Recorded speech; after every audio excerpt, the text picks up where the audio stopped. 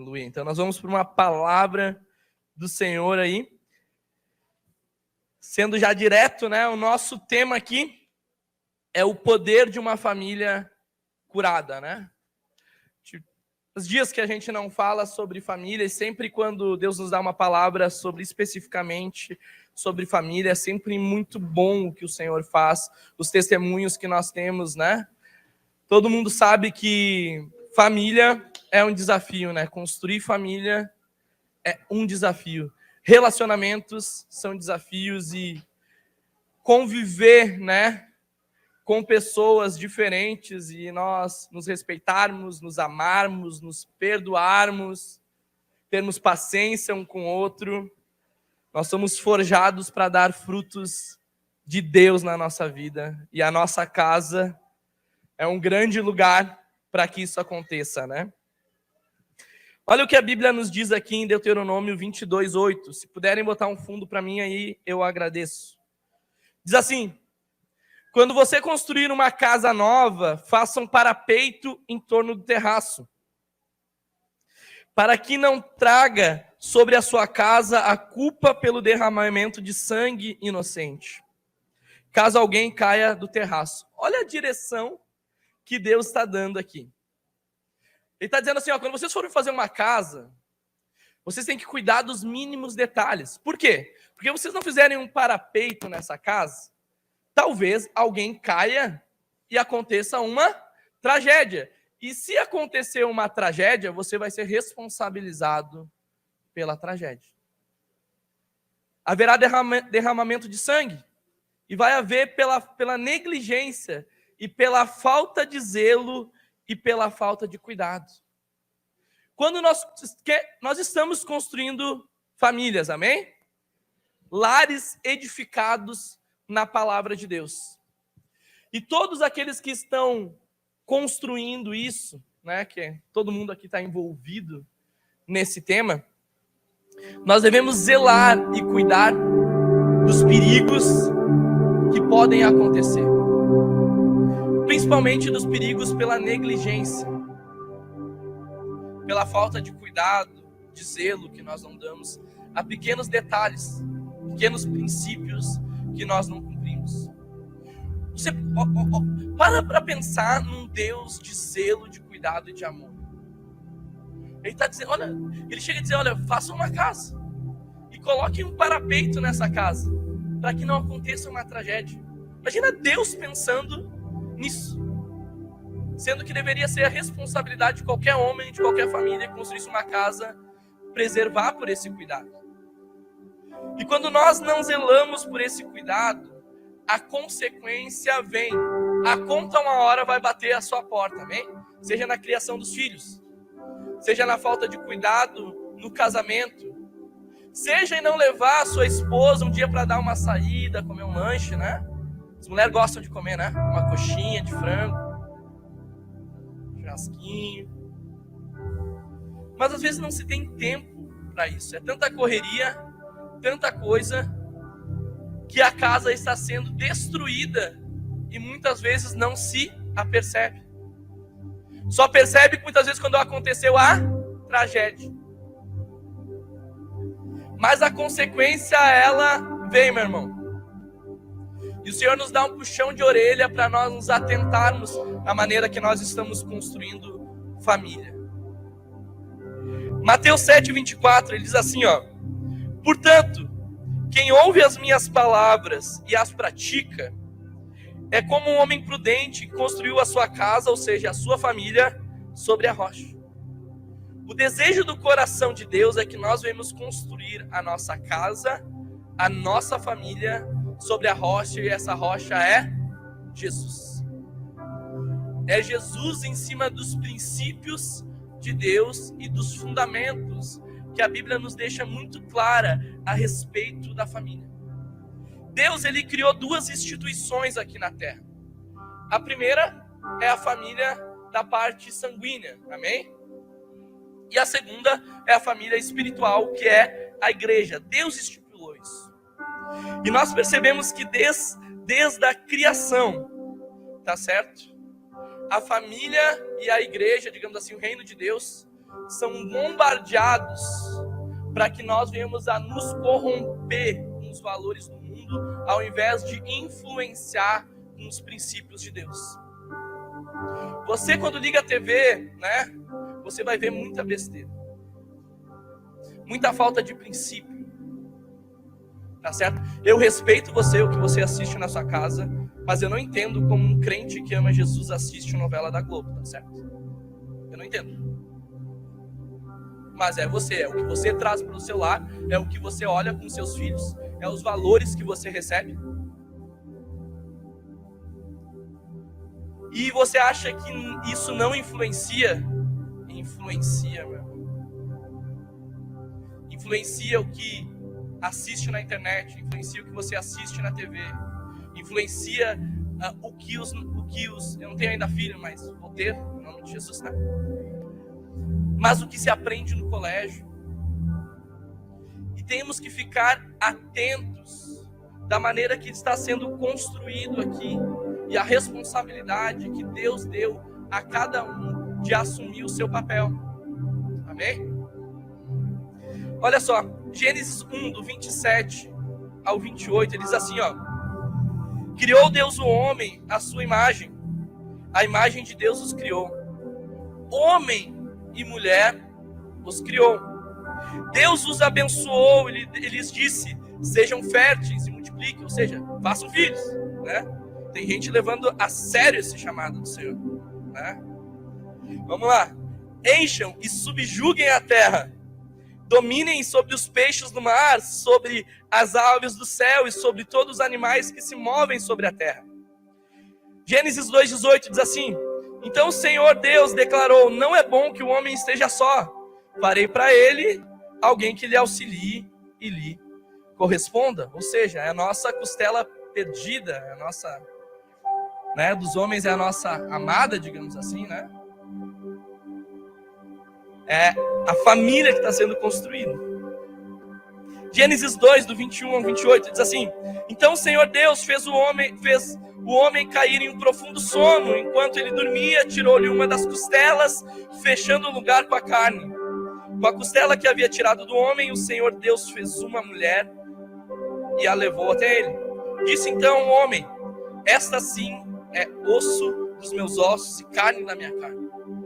Ela será chamada mulher, porque do homem foi tirada. Por esta razão, o homem deixará pai e mãe e se unirá à sua mulher, e eles se tornarão uma só carne. Instituição da família. A unidade que todo casamento deveria ter. Então nós percebemos que Deus, ele estabelece princípios, e Deus, ele nos fala sobre tudo. Nós vemos que na criação, Deus falando sobre gênero, Deus falando sobre sexualidade, Deus falando sobre família, Deus falando sobre casamento, Deus falando sobre pais. Nós devemos ver tudo isso, e a Bíblia, ela nos esclarece todos esses pontos. Então a família é um lugar privilegiado, onde que todo mundo aprende a dar os primeiros passos, como educação, zelo, amor, cuidado. É onde que todos aqui recebem dentro de si, o seu caráter é construído a partir da família. Amém? Vocês estão entendendo isso? Hoje o que nós somos tem a ver com a nossa casa, tem a ver com a influência, né? Com a responsabilidade. Nós sabemos que muitas vezes há uma confusão, mas a responsabilidade da criação dos filhos, elas são dos pais. Amém? Está muito claro isso, tá certo? Vamos lá então. Então, quando uma família vive para cumprir os propósitos de Deus, ela se torna um lugar de manifestação da glória de Deus. Nós devemos atrair a presença de Deus para dentro da nossa família, do nosso lar, dos relacionamentos que nós temos dentro das nossas casas. Olha só, Salmo 127, parte 1. Olha o que diz: se o Senhor não edificar a casa, em vão trabalham os que edificam.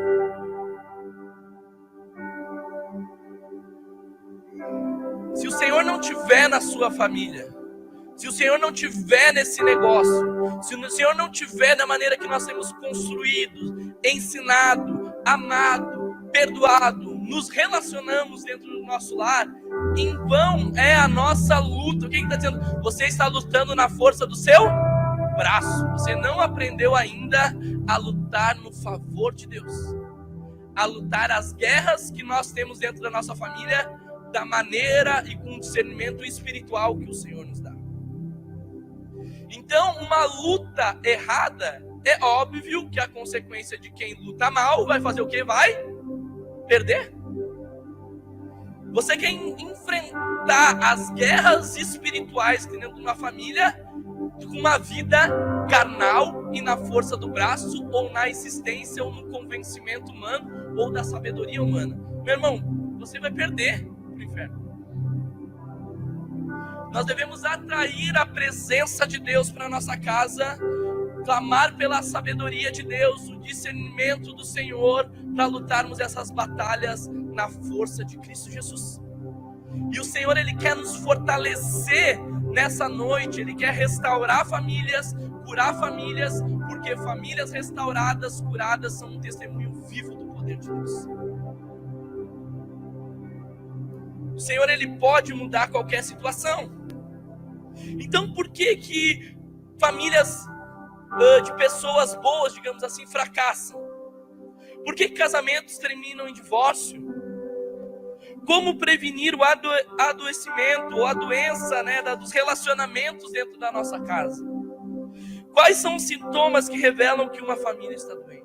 Será que a tua casa está doente? Será que os relacionamentos dentro da sua família, eles estão tão disfuncionais a ponto de gerar grandes consequências? Ou você está vivendo dentro da sua casa um processo de cura e de restauração constante diante dos princípios de Deus? Nós devemos pensar, meu irmão, se a nossa família está progredindo ou ela está retrocedendo. Se está havendo cura e restauração, se está havendo edificação ou destruição. Será que está mais para cá ou está mais para lá? Nós estamos aqui nesse culto. E você deve pensar talvez, mas meu esposo ainda não é crente, mas minha esposa ainda não é crente, mas meus filhos ainda não são crentes. Meu irmão, a obra de Deus começa pela posição que você tem. É você que tem que se posicionar em Deus. A gente fica esperando pelos outros, fica dando desculpa pelos outros, que o rio de Deus flua na nossa casa através da nossa vida. A pergunta é, quando nós recebemos a presença de Deus, qual o testemunho que nós damos dentro da nossa casa, dentro do nosso lar? O que está sendo passado e transmitido para os filhos aqui? O que está sendo instruído, ensinado, desafiado? Quais princípios, valores que têm sido fomentados, meu irmão?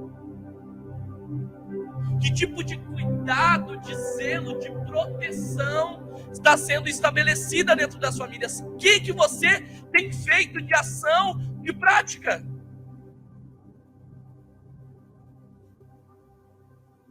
Que tipo de investimento tem sido feito? Oração, jejum, busca, princípio, tudo. Você tem que fazer de tudo para que a sua família, não só você, mas você e a sua casa sirva ao Senhor. Tudo. Mas meu filho não quer vir na minha igreja. Não quer vir na igreja, tá certo? Meu irmão, se ele mora embaixo do seu teto, traz ele. Você tem autoridade e responsabilidade. Devemos nos posicionar de maneira com entendimento, com sabedoria, compreensão de Deus. Mas um lugar que existe cura, meu irmão, é no mover de Deus, é na vida da igreja. Porque o mundo está aí, né? As propostas estão aí. E você não pensa que o inimigo das nossas almas, ele vem para brincar. Ele não veio para brincar. Tem uma história bem conhecida, assim, que eu devo ter contado aqui na igreja. E eu estava aconselhando ali e eu trouxe essa história. Que a Bíblia nos conta Deus nos conta não, isso não está na Bíblia, certo? Corta aí. Mas é o seguinte, contam, né, que havia um muro, e havia alguém que estava em cima desse muro, e de um lado estavam os demônios, né, e a sua comissão aí, e do outro os anjos, Deus, Jesus, né, e aquela em cima do muro lá.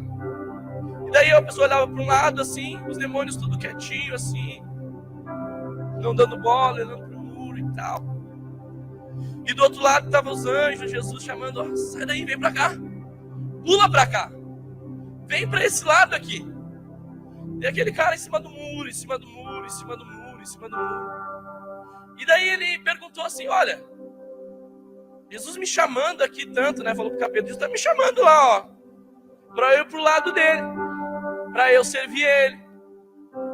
E você aí, você não me quer mesmo, você não tá nem aí para mim, você não fala nada, não me chama, não me atrai. Daí o diabo diz para ele, olha, deixa eu te dar uma notícia aí, o muro, ele é meu. É por isso que eu não te amo, porque o muro me pertence. Você ainda está no meu território. Ou a nossa casa, nós clamamos pela presença de Jesus, para Jesus ser o Senhor, ou outros valores, outros deuses, outros princípios, eles vão reinar dentro da nossa casa. Você deve proteger e zelar pela sua família, tá bom? Então, quando que a família ela precisa de uma cura, tá certo? Nós vamos falar um pouco aqui sobre o filho pródigo, né? Que está em Lucas 15. Mas em Lucas 15, 12, tá? Olha, ele diz assim, ó, pai, eu quero a minha parte da herança. É uma história muito conhecida, né? Esse primeiro ponto, isso infelizmente acontece dentro dos lares, tá? É para saber se a família, você vai fazer um diagnóstico agora para ver como é que tá a sua casa, amém? Diz aqui, ó, quando começamos a desejar a morte de outro. Você precisa entender quando esse filho, ele diz pro pai, ali em Lucas 15, 8, diz, pai, eu quero a minha parte da herança. Ele está dizendo assim, pai, a minha relação contigo, ela morreu agora. Porque como é que se recebe uma herança? Todo mundo sabe que só se recebe uma herança quando alguém morre. A herança ela não se recebe em vida. Amém? Todo mundo ciente disso? Mas aquele filho está dizendo, pai, eu quero a minha herança, eu quero a minha parte. Dá a minha parte que eu vou viver a minha vida. Então ali era uma afronta que ele estava fazendo para o pai dele, como ele estivesse desejando a morte do pai. Meu irmão, e se a sua casa passa por essas coisas de um desejar a morte do outro, um desejar o mal do outro, sua casa precisa de uma cura urgente. É o grau principal. Tem filhos que desejam a morte dos pais. E eu vou dizer mais, tem filhos que só não desejam. Infelizmente a gente ouve notícias de que filhos praticam isso. Rompem relacionamentos por mágoas e não voltam a restabelecer um perdão. É como se não morreu fisicamente, mas no coração está completamente morto. É como se fosse qualquer um, pai e mãe, é como se fosse qualquer um, filho. E infelizmente, né, quando gera brigas, conflitos, rivalidades, né, discussões num grau, até chegam a falar um pro outro, né? Queria que você morresse. Me arrependi de casar com você, foi a pior coisa que eu fiz. Palavras que estão matando. Ah, se eu pudesse voltar atrás. Queria que você não tivesse nascido. Você só me dá problema. Né? Ó, as palavras de morte sendo liberada, né? Você não presta. Você não é meu filho. Você não é meu pai. Você não é minha mãe. Tudo morte. Você consegue entender que é um ambiente de morte? Vai matando o coração. Vai matando o relacionamento. Vai matando o amor. Vai matando o desejo de estar junto. vai morrendo toda a admiração, vai morrendo o amor, a pessoa vai se tornando fria. Distanciamento completo. E até um ódio. Tem gente que tem ódio de pai e de mãe, infelizmente, de filhos. Ódio. Olha só o que 1 João 3,15 nos diz. Olha só. Quem odeia seu irmão é assassino. E vocês sabem que nenhum assassino tem vida eterna em si mesmo. O ódio na Bíblia é comparado a um assassinato.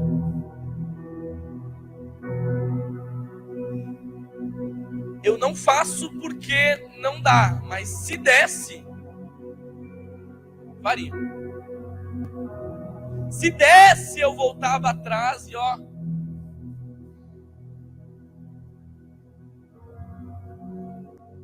E daí fica, meu irmão. Construir família não é fácil. Eu sento com bastante casais aqui, com bastante coisas aqui, com bastante pessoas assim, e a gente vê a dificuldade que cada um tem.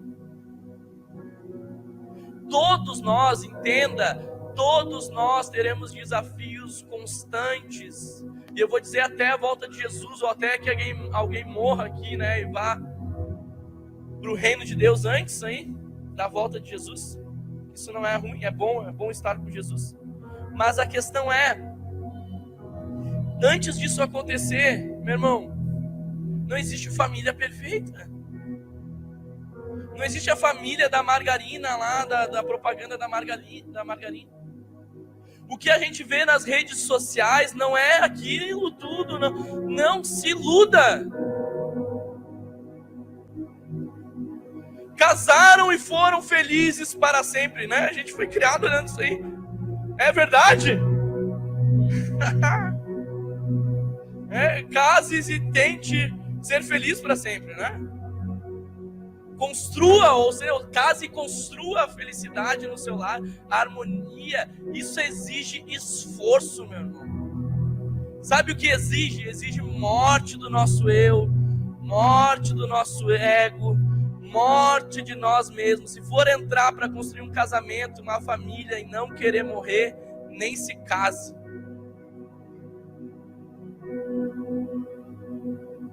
Se não for para abrir mão das razões, se não for para abrir mão do orgulho, se não for para abrir mão da vaidade, se não for, meu irmão, não vai. É uma família que está sendo ruída, que precisa de cura urgentemente de Deus. Amém? Estão comigo aí? Ó, segundo ponto. Quando o desejo de deixar é maior do que o desejo de ficar. Lucas 15, 25 e 26 diz assim, ó. Enquanto isso, o filho mais novo estava no campo. Quando se aproximou da casa, ouviu a música e a dança. Então chamou um dos seus servos e perguntou, o que está acontecendo? Então, tá, depois de todo o filho pródigo que se arrependeu, que voltou para o lugar, voltou para o lar, tá certo? Aquele filho que pediu a morte do pai, ele tinha um irmão, tá certo? Todo mundo conhece essa história, né? Se você não conhece, você precisa ler, meditar nisso, tá certo? Para entender o que eu tô falando. Não tem como eu falar tudo aqui, nós estamos já no processo de tudo que já passou, e esse filho voltou para casa. Quando ele voltou para casa, o pai recebeu de braços abertos, revelou o amor dele e fez uma festa, tá certo? E daí o irmão tá voltando, que festa que é essa que tá acontecendo aí?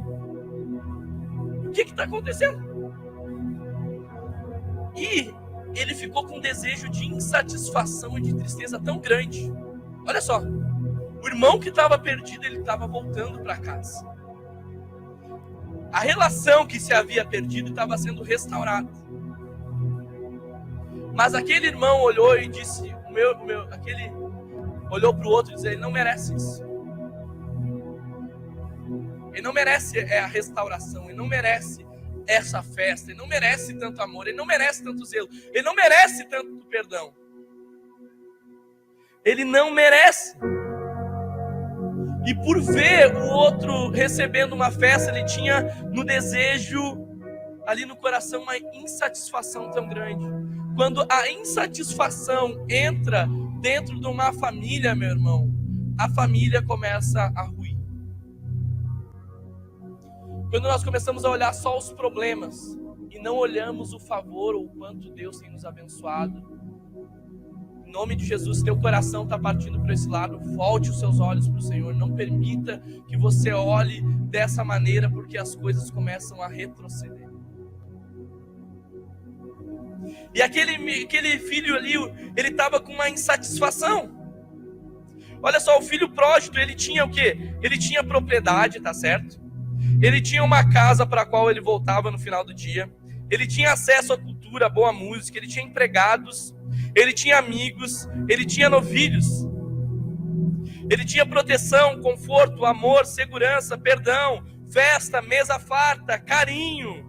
Então por que ele saiu? Por que ele foi embora? Por que tantos vão embora? Por qualquer motivo. Eu sei que os pais lutam assim. Minha mãe falava muito para mim: ó, eu não tive tanta coisa, tu tá com tanta oportunidade para ter. Tu tem tudo nas mãos, né? Você pode isso e aquilo outro, você pode fazer isso e aquilo outro, né? E traz todas essas questões assim para os filhos, mas não é a realidade que eles cresceram. As realidades, elas são diferentes, por mais que eles devam honrar, né, o que os pais estão dando, muitas vezes eles não se percebem porque eles não passaram pelo que cada um passou. Consegue entender? Vocês conseguem entender que não tem como colocar na cabeça a experiência ou andar as marcas? Mas mesmo que não se coloque isso, a insatisfação, a murmuração, a falta de reconhecimento do que Deus tem nos dado já é um problema. Meu irmão, se nós nascemos, olha só, eu não nasci num lar cristão. Tem gente que nasce e continua insatisfeito com o presente dado por Deus. Tem família que tem que puxar muitas vezes os filhos para vir. Daí vem na igreja, não consegue ficar feliz de estar na presença de Jesus. É uma insatisfação quando o nosso coração deveria ter uma alegria pelas bênçãos que o Senhor tem nos dado, ou o Senhor não tem te abençoado. Eu tenho certeza que Deus tem te abençoado. A única questão é que talvez você não esteja vendo, não. É tanta coisa na mente, é tanta coisa no coração, que não se percebe o favor de Deus. Aquele que saiu da casa, olha, tu viu quanto que ele tinha? Tinha uma propriedade, meu irmão. Tinha gente que trabalhava para ele, tinha cabrito, tinha festa, tinha isso e tudo aquilo outro. Mas ele tinha uma insatisfação no coração. E a Bíblia já nos fala que Jeremias 17:9 está assim, ó: o coração é mais enganoso que qualquer outra coisa, e sua doença é incurável. Quem é capaz de compreendê-lo? Meu irmão, o coração nosso, ele é enganoso. Por isso que muitas vezes se perde as relações. Porque o coração se enganou em algum lugar. Por que as pessoas se desviam da fé? O coração uma hora se enganou. Não cuidou do coração.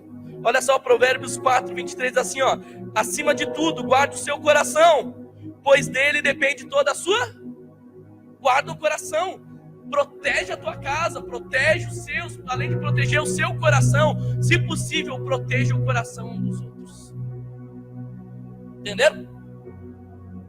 Porque um coração desprotegido, ele é vulnerável a receber qualquer coisa. Então as famílias têm problemas. As pessoas são traídas pelo próprio coração. Sansão, ele foi traído pelo coração dele. Davi se perdeu no desejo do coração. Nós devemos cuidar o nosso coração, proteger o nosso coração. O que é proteger o nosso coração? É proteger a nossa vida, o nosso interior, proteger os nossos sentimentos, proteger a nossa mente, proteger a nossa intimidade com Deus. Você precisa proteger, o tempo todo se examinar, o tempo todo cuidar, o tempo todo perceber as coisas. Senão, nós estamos andando por um caminho errado muitas vezes. Recebemos coisas no nosso coração que não foi Deus que plantou. Será que o nosso coração tem recebido as sementes do reino de Deus? E essas sementes têm dado fruto, raiz no nosso coração? Ou o inimigo tem plantado umas coisinhas e nós temos recebido isso? Vocês estão comigo aí?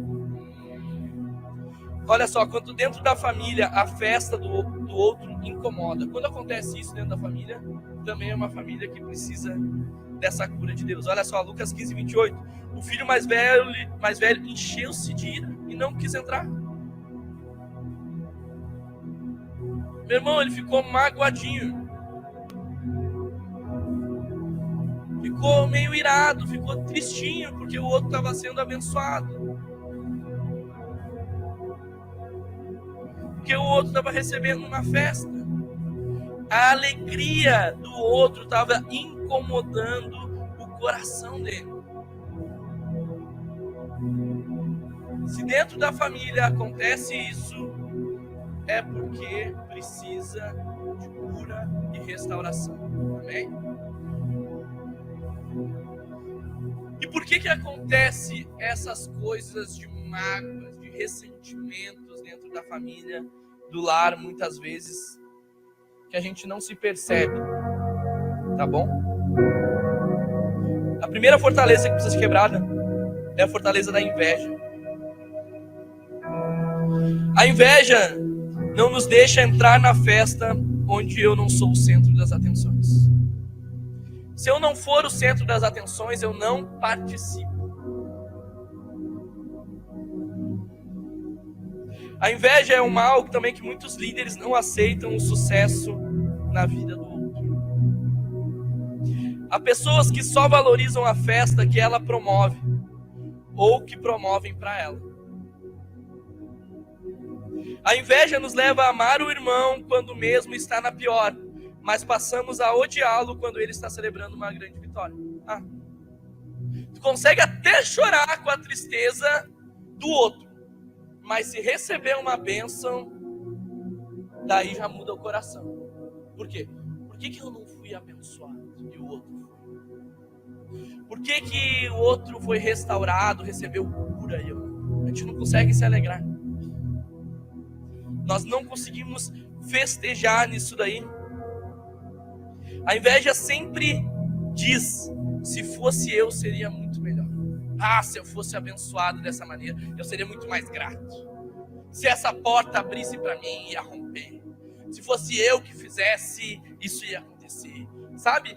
Uma inflamação dessas coisas. E dentro da família acontece isso, meu irmão. E você deve acontecer inúmeras histórias aí, né? Quanto mais gente na família, mais confusão na família, né? Se é alguém rico que morre e já tem 10 irmãos, e é alguém rico, esses 10 provavelmente já brigaram, né? E já tem uns quantos que já não se falam, né? Se isso não acontece, glória a Deus, né? Mas normalmente. E tem dinheiro envolvido, coloca dinheiro no meio, as pessoas se transformam, meu. Daí morre o pai. E os irmãos vão pra briga, né? A herança é minha, tu recebeu aquilo lá. Lá atrás o pai te deu isso e pra mim não deu.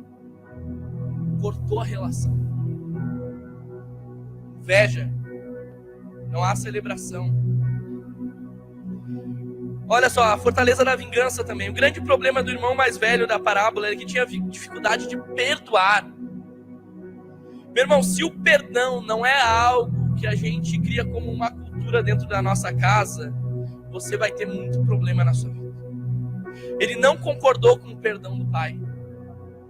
Em sua opinião, aquele era uma oportunidade para o pai se vingar e não perdoar. O filho vai chegar, sabe o que o outro filho queria que acontecesse quando aquele que gastou tudo chegasse na casa? Queria que o pai tirasse uma cinta, um relho, né? E desse uma surra bem dada. Eu até acho que ele merecia. Mas o seguinte, não foi isso que aconteceu. O pai discerniu que o que aquele filho deveria receber naquele momento era amor, cuidado, honra e uma festa. Porque aquele que havia se perdido estava de volta para casa. Não era o tempo de acertar as contas. Você não vê o pai receber. O que você fez? Aonde você estava? Por onde você andou? Cadê o dinheiro que eu te dei? Você não presta, você isso e aquilo outro e tal. Você não vê o pai jogando verdades na cara naquele momento. Não que depois eles não quisessem ter uma conversa franca sobre as coisas. Mas não era aquele momento. O momento daquele lá era de restauração da vida daquele filho. Mas o outro não gostou. E disse, ó pai, tu perdoa, mas eu não perdoo. Tu vai dar festa para ele, mas eu não vou entrar. Eu não participo disso. Ele não estava disposto a perdoar para ele. Aquele que afrontou o pai e saiu de casa já não merece ser considerado irmão. Por isso que ele disse, ele nem diz, ó, o meu irmão. Sabe o que ele diz para o pai? Ele diz, aquele teu filho. Entendeu? Não é o meu irmão que voltou para casa. É aquele teu filho, pai. Ele não tem mais parte com ele. Não tem uma relação com ele. Aquele teu filho aprontou tudo isso. E tu vai perdoar ele. Quem não perdoa sempre fica do lado de fora da festa. Faz da vida um funeral que nunca acaba. A fortaleza também é da amargura aqui, tá? Quem não perdoa faz do coração um poço de amargura. Pessoas amarguradas, elas são tóxicas, meu irmão. Elas são pessoas doentes. Que além de estragar a sua festa, elas querem estragar a festa dos outros. Então o filho mais velho, ao lançar no rosto do pai os pecados do filho que voltou, tentou provocá-lo para estragar a festa. Olha só o que ele diz aqui em Lucas 15:30.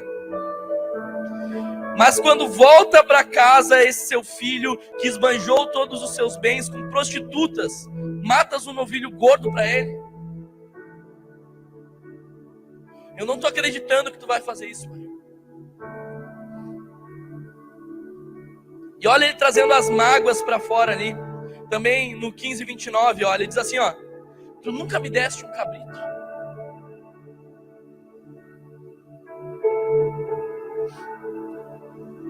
Nunca me deste, tu viu? Olha a mágoa que ele tinha no coração. Ele vivia com o pai, ele tinha uma casa, ele tinha uma mágoa. Ele olhava tudo e tudo era dele. Ele poderia desfrutar de quantas festas ele quisesse. Ele poderia ter quanto churrasco ele quisesse. Mas ele reclama, pai, tu nunca me deu um cabrito. Também ele nunca pediu um cabrito para o pai. E se pedisse, o pai não dava um, o pai dava vários para ele. Você vê a mágoa por pouca coisa. A amargura no coração por pouca coisa. Vocês estão comigo aí? Ó, Joyce Meyer diz assim, ó. Murmure e não saia do lugar. Louve a Deus. Louve e Deus te exaltará. Então ele ficou muito zangado, ele se indignou. Ali em Lucas 15:28, ele se indignou, ficou zangado, ele não queria entrar na festa. Estava completamente amargurado. O pai diz para ele em Lucas 15:31, tudo que tenho é seu. Mas ele não conseguia enxergar essas coisas por causa de tudo isso que ele estava no coração. Último ponto aqui do diagnóstico aqui. Eu vou correr aqui para a gente encerrar. Eu tenho mais uns outros pontos para o processo de cura acontecer. Diz assim, ó. Em nosso coração desvalorizamos o que é valoroso para o Pai. Lucas 15:30 diz assim, ó. Que esbanjou os teus bens com prostitutas. Apocalipse 2:4 diz assim, ó. Contra você, porém, tenho isso, que você abandonou o seu primeiro amor. Então, quando nós desvalorizamos o amor do pai, as coisas se perdem. Para aquele filho, o pai, ele era descartável. Sabe o lar e a família? Para aquele filho, o lar e a família era sem importância, sem valor. O irmão, ele estava se tornando um obstáculo. A comunhão à mesa se torna desnecessária. E todas essas razões aí levam as famílias a entrarem num processo de destruição, ao invés de um processo de cura e de restauração de Deus. Então, como que acontece essa cura? Quando que acontece a cura? Quando existe cura de identidade. Em Lucas 15, 17 diz assim, quando aquele que se perdeu se encontrou consigo mesmo caindo em si. Toda mudança passa pelo reconhecimento, e reconhecimento passa pelo arrependimento. O que eu quero dizer com isso?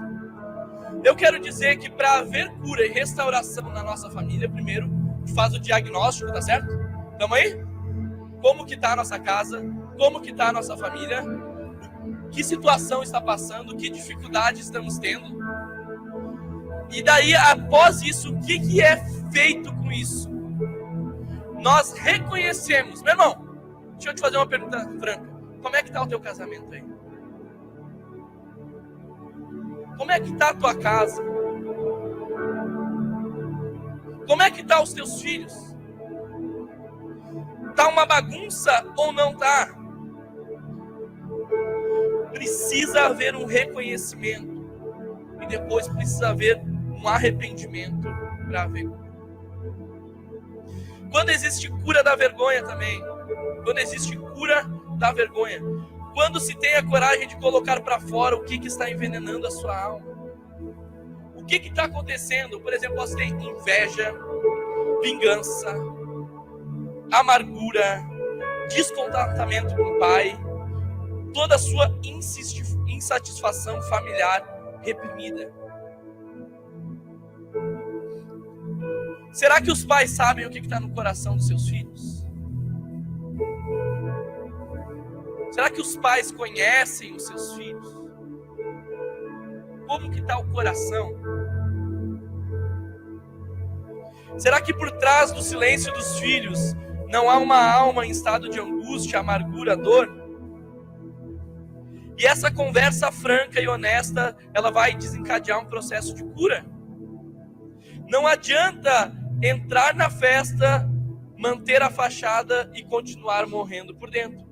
Olha só, entenderam isso? Tá, eu vou entrar na festa, mas está de corpo presente, mas não está de coração. A pessoa está dentro do lar, está dentro da família, está dentro de um casamento, mas ao mesmo tempo ela não está. Tem filhos, mas ao mesmo tempo não tem. Entenderam? Isso precisa voltar ao lugar, com reconhecimento, com as coisas ser trazidas às claras e à luz. Todo mundo aqui sabe que é muito difícil ter conversas difíceis. Não é? Uma coisa meio óbvia que eu disse aqui, mas é muito verdade. Como é que tá as relações? Né? Moram dentro da mesma casa, mas não se tem casamento. Tem filhos, mas os filhos, não escutam, não honram os pais. Isso precisa voltar ao lugar e precisa ter um ajuste em Deus. E o último ponto aqui, que isso é importantíssimo, quando existe cura de paternidade, quando alguém escolhe ser o agente de transformação da casa. Olha só, se sua casa está uma bagunça, hoje você está recebendo um propósito de Deus e um chamado de Deus. O que é? Você tem uma responsabilidade a partir de hoje de dar passos práticos para uma cura dentro da sua família. E se você precisa de ajuda, que bom que você tem uma igreja. Que bom que você tem Jesus. Que bom que você tem irmãos de fé que vão te ajudar a caminhar nesse processo de restauração. Que bom que o Senhor vai dar cura sobre o seu casamento. Mas você precisa dar passos. Olha só, o pai não desistiu da família como um projeto de Deus. E eu quero dizer para você, não desista da sua família. Pode estar uma bagunça, mas não desista da sua família. Não desista da sua casa, não desista do seu lar, não desista dos seus filhos. Meu irmão, não desista, você não tem essa opção mais. Você precisa lutar, você precisa buscar, você precisa receber em Deus, você precisa se olhar, o que você tem feito de errado, o que você tem feito de certo, o que Deus quer trabalhar no seu coração. Porque qual é o grande problema, meu irmão? O problema é que nós sempre olhamos para as dificuldades, ou nós sempre olhamos para o que o outro mude, mas a gente não quer mudar. O outro é o errado sempre. E parece que nós somos perfeitos. Isso é uma grande mentira. Se você pensa assim, que Deus abra os seus olhos hoje, em nome de Jesus. Porque tem muita coisa que sua família não avançou por sua culpa, eu quero dizer hoje.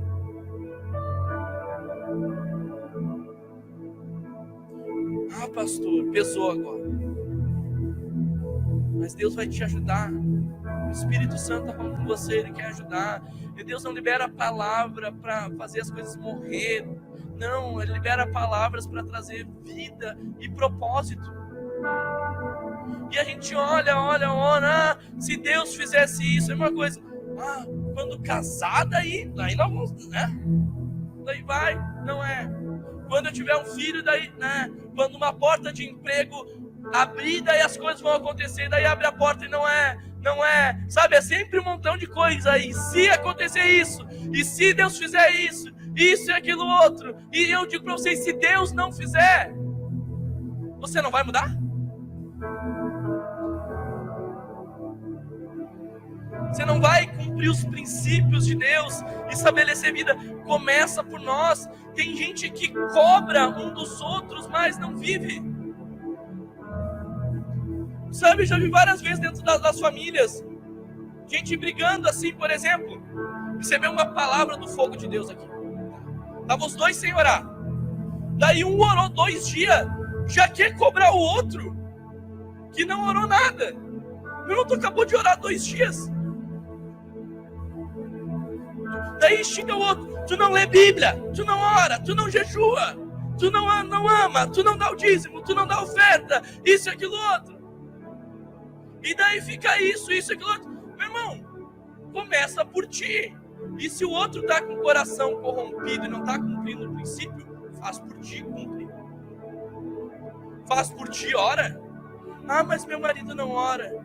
E daí tu não ora também? Daí se teu marido não ora, daí sim que tu deveria orar? Ou se é o contrário, né?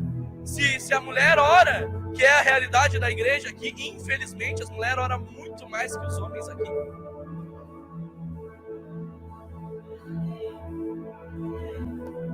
Daí não ora. Ah, mas meu marido não ora. Ora mais pelo seu marido, então. Ah, mas meu marido não vem. Você é o exemplo de fé. Você entende que a tua família segue o teu estilo de fé, de vida que você tem com Deus? Como é que você vai atrair para os seus filhos se às vezes nem você vem no culto?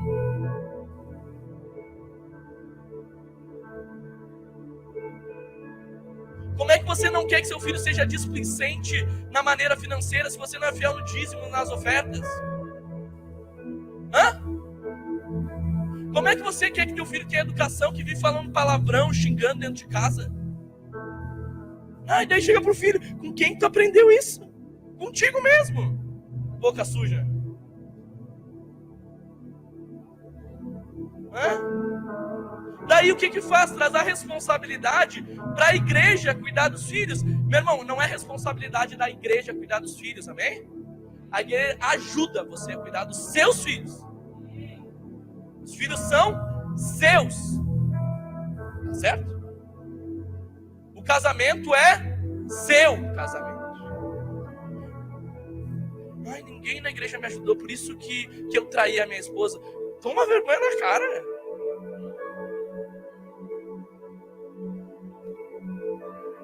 Né? Não, o caráter não se corrompe. Meu irmão, não se corrompe no lugar. Você vê José no meio lá do Egito, ele corrompeu o coração? Não, Daniel, tentaram mudar as roupas de Daniel, a alimentação, até o nome de Daniel, para um sistema da Babilônia completamente corrompido, perdido, meu irmão. Mas não mudaram o coração de Daniel, que continuou temendo a Deus naquele lugar, respeitando os princípios. Então vamos parar de desculpinha e vamos fazer a nossa parte e parar de ficar em guerra desnecessária dentro do lar, dentro da família. Meu irmão, olha só, se for eu pegar algo hoje aqui, fale menos, reclame menos e ore mais. E leia mais a Bíblia, vai jejuar mais. Certo? Você vai ver, Deus, tem coisa que você sabe que você não vai fazer. Você já tentou de tudo, todas as maneiras, todos os jeitos, e as coisas não vai. Confia em Deus, busca o Senhor, vem na quarta-feira aqui orar pela sua família, sabe? Vem aqui, vem de jejum, consagra a tua casa ao Senhor, busca a presença de Deus. Você atrai a sua casa para esse lugar. Daí a tua família quer te seguir, mas vai te seguir para onde? Para onde você está indo? Que vida você está atraindo para esse lugar do Senhor? Nós precisamos nos posicionar em Deus e clamar para que Deus revele o seu coração. Para nós encerrarmos aqui, não viva então como escravo sendo filho. O pai escolheu ser o canal de graça dentro daquela casa e instrumento de cura para sua família. O pai sabia que o perdão era o caminho para curar. Não existe família curada sem paternidade resolvida e sem identidade recuperada. Você precisa saber quem você é em Deus. A obra de Deus começa através da sua vida. Você se posiciona, você teme, você busca, e no tempo certo Deus vai fazer as coisas. Tem gente que não está preparado para receber o milagre de Deus aqui.